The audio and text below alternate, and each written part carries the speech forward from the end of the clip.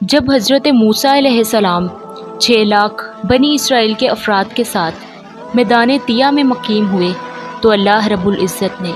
ان لوگوں کے کھانے کے لیے آسمان سے 2 کھانے اتارے، ایک کا نام منو رکھا اور دوسرے کا نام سلویٰ۔ من بالکل سفید شہد کی طرح ایک حلوہ تھا یا سفید شہد ہی تھی جو کہ روزانہ آسمان سے بارش کی طرح برستی تھی، اور سلویٰ پکی ہوئی بٹیریں تھیں جو دکھنی ہوا کے ساتھ آسمان سے نازل ہوا کرتی تھیں۔ اللہ تعالیٰ نے بنی اسرائیل پر اپنی نعمتوں کا شمار کراتے ہوئے قرآن مجید میں ارشاد فرمایا کہ اور تم پر من و سلویٰ اتارا گیا۔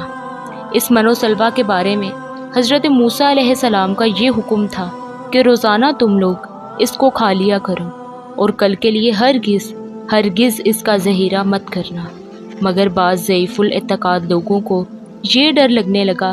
کہ اگر کسی دن من و سلویٰ آسمان سے نہ اترا تو ہم لوگ اس بے آب و گیا چٹیل میدان میں بھوکے مر جائیں گے۔ چنانچہ ان لوگوں نے کچھ چھپا کر کل کے لیے ذخیرہ کر لیا، تو نبی کی نافرمانی سے ایسی نحوست پھیل گئی کہ جو کچھ بھی لوگوں نے کل کے لیے جمع کیا تو نبی کی نافرمانی ہی کی وجہ سے ان لوگوں پر وہ سب کا سب سڑ گیا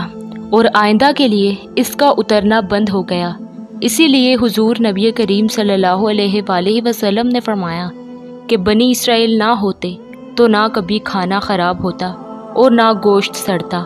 کھانے کا خراب ہونا اور گوشت کا سڑنا اسی تاریخ سے شروع ہوا، ورنہ اس سے پہلے نہ کھانا بگڑتا تھا اور نہ ہی گوشت سڑتا تھا۔